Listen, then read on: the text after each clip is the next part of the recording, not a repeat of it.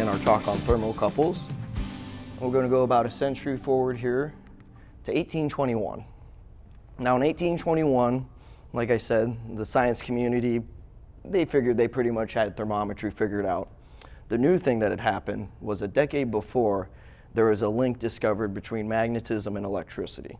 So you had all of these scientists rushing to duplicate these experiments and find different ways to manipulate these experiments, get new data. And one of these guys went by the name of Thomas Seebeck. What Thomas Seebeck did is he took a bunch of different metals and he started exposing them to different currents and voltages to replicate the experiment and to make note of how different metals reacted to electricity and vice versa. Through this, he discovered that when he had two dissimilar metals together and at different temperatures at either side, they produced a sustained current. So there was current flow going through this. So that's basically the principle that a thermocouple operates. We call this principle the Seebeck effect. And the main idea here is that you're converting thermal energy into electrical energy. Now here's a diagram of a thermocouple. You'll see the change in delta T is going to be on your left, and that's your differential temperature. Your delta V on the right is going to be a differential voltage. Now, the voltage is proportional to the temperature in an open circuit, and that's how we measure the voltage drop across the temperature side. Now, what Seebeck discovered is that when you close that circuit, you now have a current flow. That's what he discovered. That's not how we measure. We have to have an open circuit because we're looking for that voltage drop. So yeah, so basically you take the measured voltage and then you convert it to the measured temperature by considering the reference junction. And your reference junction is always going to be a known temperature. And the easiest way to do this is to put it in what's called an ice bath, which we'll get into here. And NIST tables, which you can refer to, place the reference junction at 0 degrees C. But really, as long as you know what that reference junction is, you can calculate what the temperature is at this side of the thermocouple. So here's the ice bath. And basically, like the diagram before, what you're going to do with an ice bath is you take 2 copper wires from a voltmeter, you put them into the ice bath. In the ice bath, you then go to your 2 dissimilar metals to your thermocouple wire, and then you bring it out, and then you measure the ambient temperature. Now, because the NIST tables are written for 0 degrees Celsius, then you can look up the NIST tables, and by taking the voltage on your voltmeter and comparing it to your NIST table, you can determine the voltage, or I'm sorry, the temperature of your ambient air that the thermocouple wire is exposed to.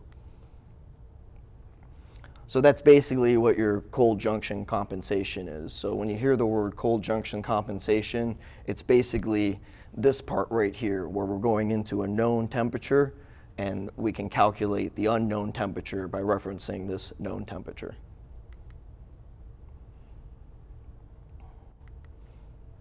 Those NIST tables, they are called ITS 90 tables, the International Temperature Standard.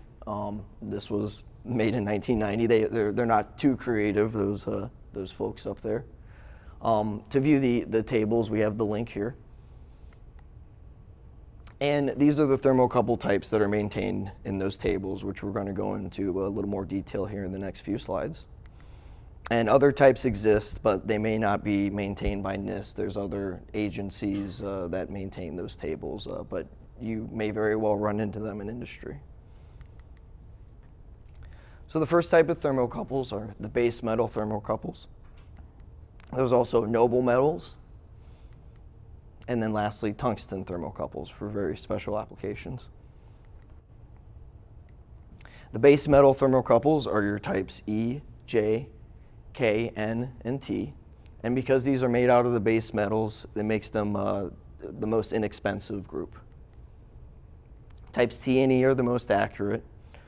Types K and N perform best at high temperature. K is very common because it has an extremely large range. You should note though that above 500 degrees C, K will begin to drift.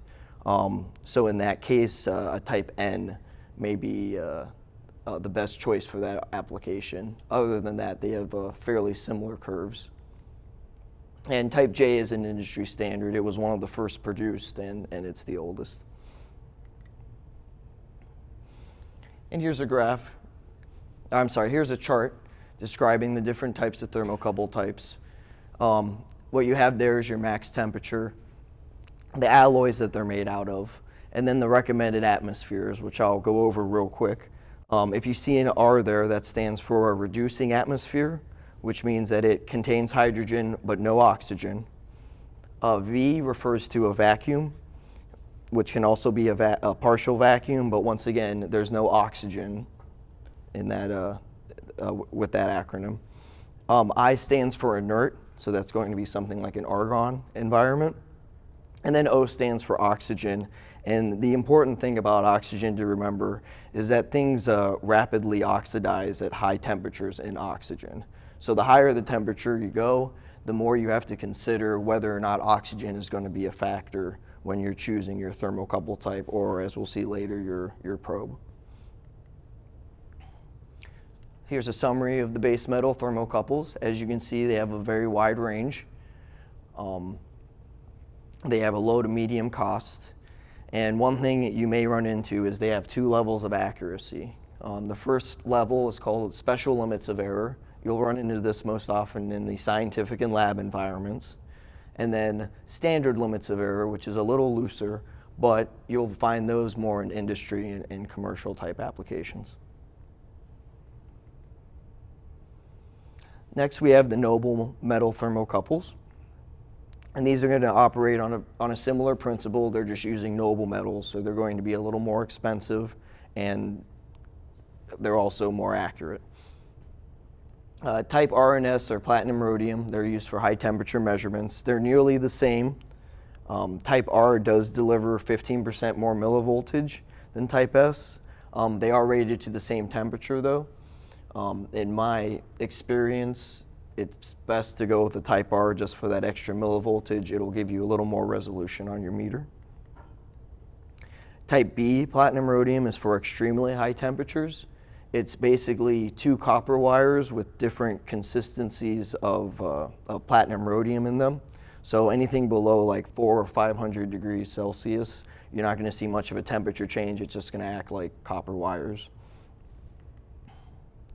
And then there's type P. It's also known as platinum 2. This was formulated to approximate or to simulate the K curve.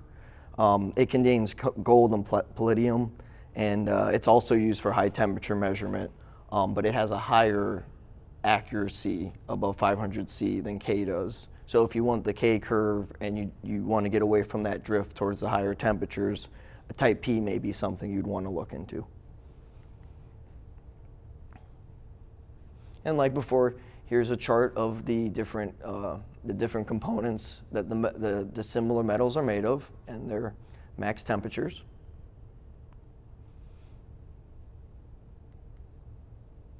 And lastly, we have the tungsten group of thermocouples. These are types G, C, and D. And these are used for high temperature applications, and they can only be used in inert or vacuum environments. If you think of the old incandescent light bulbs, the filament inside of those is a tungsten filament. And as long as you don't break that vacuum, that tungsten filament will last for a long time. It will burn up eventually. But if you were to drill a hole in that light bulb or break the light bulb and turn it on, you'd get a flash of light, but the tungsten would burn up almost immediately, and that's because of the oxygen in the atmosphere that's involved. So these have a very high range, 4200 C, 4200 F, 2315 C. And as I said, they're used in hydrogen, inert, and vacuum atmospheres at high temperatures. And here's a chart of the different material makeups. They all have the same top temperature, and that's based on the fact where they came from different standards, international standards, and they have slightly different curves. But because they were already so popular in industry, they just kind of kept each one of the standards, and that's why there's 3 different ones. I did include a graph of the curves, and as you can see, they all end at the same top temperature, but as they get up there, they have slightly different curves. So depending on your temperature range that you're working in,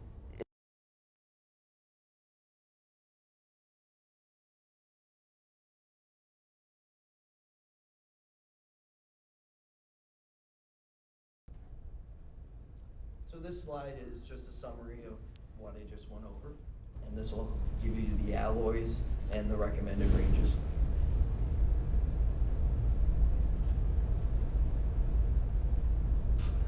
And this is a graph of that chart. The main thing to take from this graph is that the steeper your curve indicates the more millivoltage you have, so the more resolution you have on your meter. And the longer the curve indicates the higher the temperature you can go. But as you can see, the ones that go to the higher temperatures don't give you as much of a millivoltage output, which means your instrument is going to have to be more sensitive if you're going to be dealing with those higher temperatures. So how do we calibrate thermocouples? There's a couple different ways.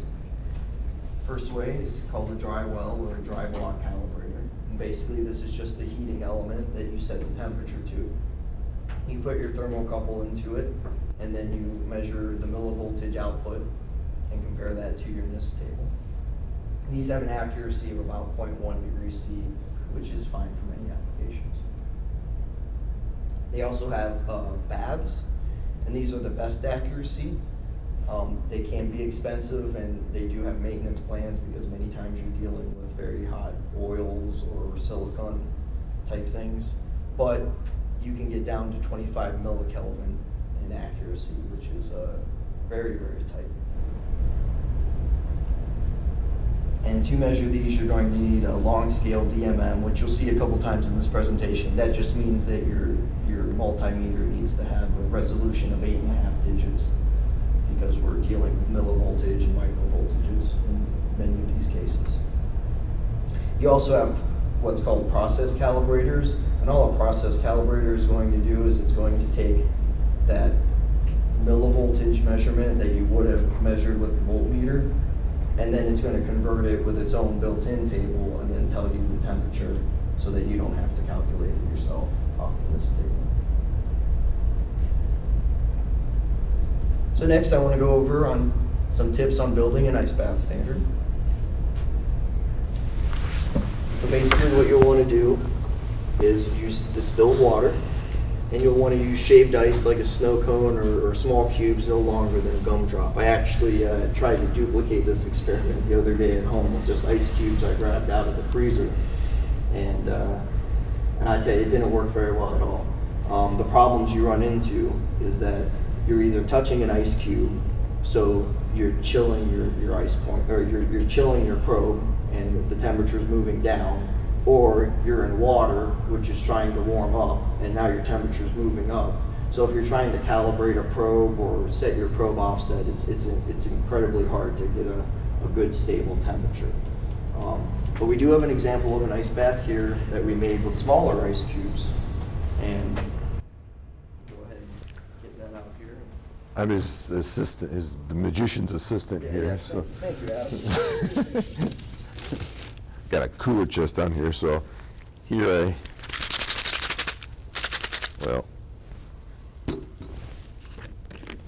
what you can see, so I'm using my handy hiking Nalgene bottle for this. And so you can see the water's up actually about part way. I poured in some distilled water, because if you don't use pure water, you start creating differences in the actual ice point.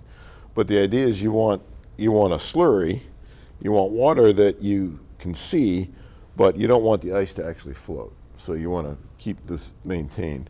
And this is some crushed ice I actually took out of the fridge this morning. It was a DIY, actually it was a RO water. so it has no impurities in it. But I ended up using all the crushed ice. So hopefully my wife doesn't get mad. She starts drinking pretty early with the margaritas, so you know. So go ahead if you wanna. I can actually. Yeah, can you get that on the screen? Yeah, let me get that on the screen. Let me do that.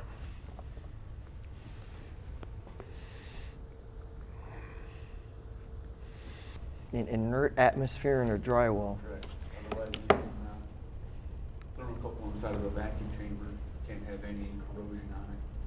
It's also when you start trying to calibrate a thermocouple so they can chart their up or whatever. That's a great point. Yeah. How would you cal it when you're at a high temp for a probe that will char? And what level, how high a temperature are we talking about? Well, I've seen a type case start charting at 500 degrees. Yeah, right. So you can get some baths, oil baths, that'll get up Not that to high, though, right? 700 C. You can actually get an oil bath up to 700 C. Now you got to have some special oil. You got some, you know, you using salt like bath. silicon brake fluid kind of stuff. So that would be one way to get up that high. But I haven't seen a dry well. I haven't seen an inert dry well. They have to exist. Yeah. You I've know. never seen one that's on this. Or maybe Yeah. maybe you have an inert environment that you have the dry well in, but then somehow you would have to, you know, like the Somehow I feel nuclear it in there, gloves, right? yeah, going in there. So yeah, that's, an That's interesting actually- thought. Argon, right? So. Yeah, right. Oh, All I right, got so that. Okay. we're set up here. As you can see, we're measuring in the room 21.4 degrees C. But let's say, you know, I want to set the probe offset on this. I'm not sure how accurate this probe is. So what I'm going to do is I'm going to set it into this ice bath here. And you'll want to mix it around in the slurry a little bit and kind of try to tunnel your way through. But the idea is you don't want it to be directly, you want it to be touching both the water and the ice. I know when I was making my own, I kept touching the ice, but in this instance here, because there's water and ice and it's all kind of at equilibrium, you can, as long as you kind of have a tunnel bored through it, you're not necessarily touching the ice as you would if the ice cube was out and you're actually holding the probe against it. So what I've done is I've kind of bored a little tunnel through here, and let's take a look at where we're at. So you get So we're at 0.3 of a degree so offset on the 0.3 of a probe. degree C. So what's neat too is on this thermometer, I can go now.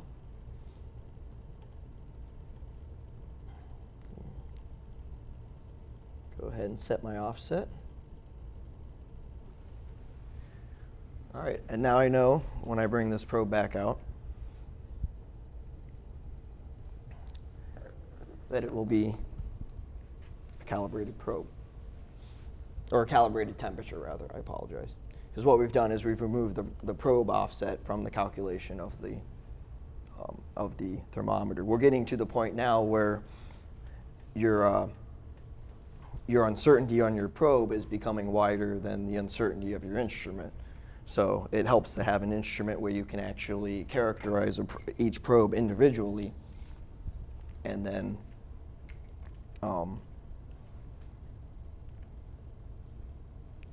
you can have an accurate measurement from that. Something else that we did too for general general fun is they make these silicon ice cube trays with like real tiny ice cubes. So we actually did one like this. I guess was it Thursday? I think we did Thursday. I think so, yeah. And this worked out really well too. We compared that to like large, typical refrigerator ice cubes. But the best we could get was about within 2 degrees with large ice cubes. Yeah. And with these small ones, it dialed right in. So again, you need a crushed ice or small ice cubes when you do it, or it's very hard to get repeatable results.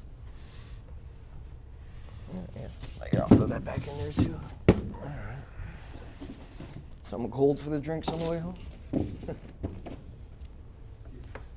Yes. I have a few questions about that setup. You showed in your earlier picture using that ice point reference because you're trying to get your thermocouple and your copper at the same temperature, right? So if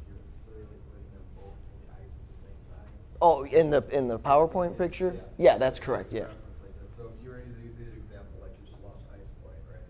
And you're hooking connecting the thermocouple to the copper. And I've seen this a lot. It's like, how do you not wreck the thermocouple? Because if you're gonna twist it or you're gonna use this similar thing to connect it together to the copper, and how does that affect it if you were, on that junction? So you're taking obviously they're at the same temperature as 0, but I've seen people take like an alligator clip even and just clip the thermocouple to the copper and say, oh, it's okay because everything's at the same temperature, but I'm like, you're introducing the similar metals into the circuit that way. So do you just like, when you're making that thermocouple to copper connection in the ice, how do you do that? What's the best way to do it? Well, the way we did it was we actually took a copper thermocouple cable with a female end. We connected into one side of our calibrator also measures millivoltage. So what we did we bring that? Oh, good.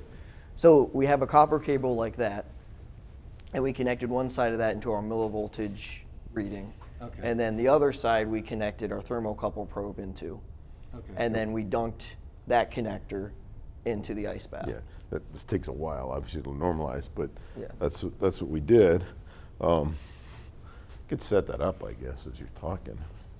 Yeah. That on that you put that in there, you put it in the ice. Yeah, put this end in the ice. Connections into that, going right from that copper connection right into your multimeter. Correct. Yeah. So it's copper to copper on the meter, Yeah, okay. and yeah, because the meter itself, most meters are all copper junctions inside. So if I'm using my thermocouple as a feed through though, right? And so I would do, like you use your ice point reference, you want your offset for your feed throughs, so you just want your correction factor at room temperature at 0, right?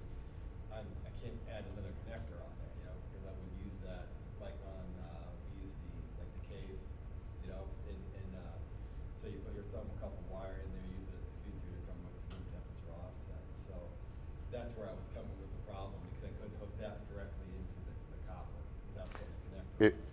So make sure I understand is where you have an extension cable that's thermocouple extension, Exactly. and so where you have to actually do the compensation, the ice point compensation, has to be at the point where you go from the K to the copper. Right. That's the piece that has to be in the ice.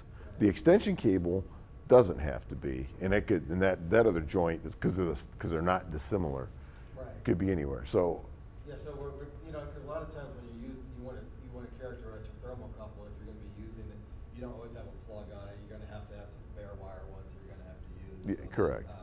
That's the one I'm talking about, that I can't put a plug on. okay, so we have a case where, or maybe you're using some alligator clips to get on some terminals, Yeah. and now the alligator clips are copper.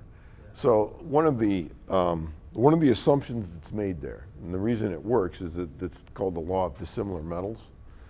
And the idea is that when you hook those two copper to that thermocouple joint right there, it's actually, those are at the same temperature.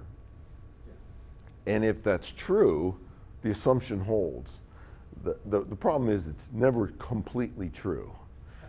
So the question is, how different can that be? And it can be when you're trying to get very accurate, it's a problem. If you're trying to get, a half a degree, that assumption holds for half a degree accuracy. But if you're trying to get something down to 2/10 or 1/10 of a degree, I mean, on our new calibrator, when we were developing the calibration system for it, we found out that a temperature gradient was introduced by the Bluetooth chip, and you actually had to shut it off during calibration because that was enough gradient to contribute 0.05 degrees or something. But again, it's very, very small effect, but when you're trying to do that, it matters. Yeah, I was just coming up with methodology because we do, when you're using a process meter on a bunch of temperature gauges and stuff like that, you use those thermocouple wires to pretty much feed through all the time, but you still got to verify area before you use it. You do, and the real way that people address that is they put it into their uncertainty budget. Now, 2 degrees? well, in our, like what we do in our lab is we actually will classify our extension cables. We'll measure them. Yeah. And you can say, okay, this is how much offset in it, this is how much air is in this cable. So now you've got, That's exactly what we're doing. Yeah, you gotta qualify them and say, okay, this one I can use and I know what it contributes. Thank you.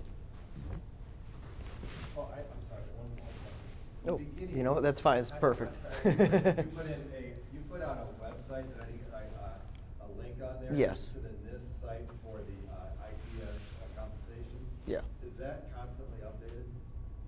Like, 'cause I know you can get. well, from yes. Seebeck, your book and stuff. Right. That's fantastic. I wanna make sure I get that written down before I go. Yeah, those are the official tables. Right. And we've got your email address, right? You're on the list. Yeah, I So believe we everyone will can- be getting copies of the slides as well. So. That's going on my favorites. Yeah. All It's a right. good one to have. Thank you. Sure thing.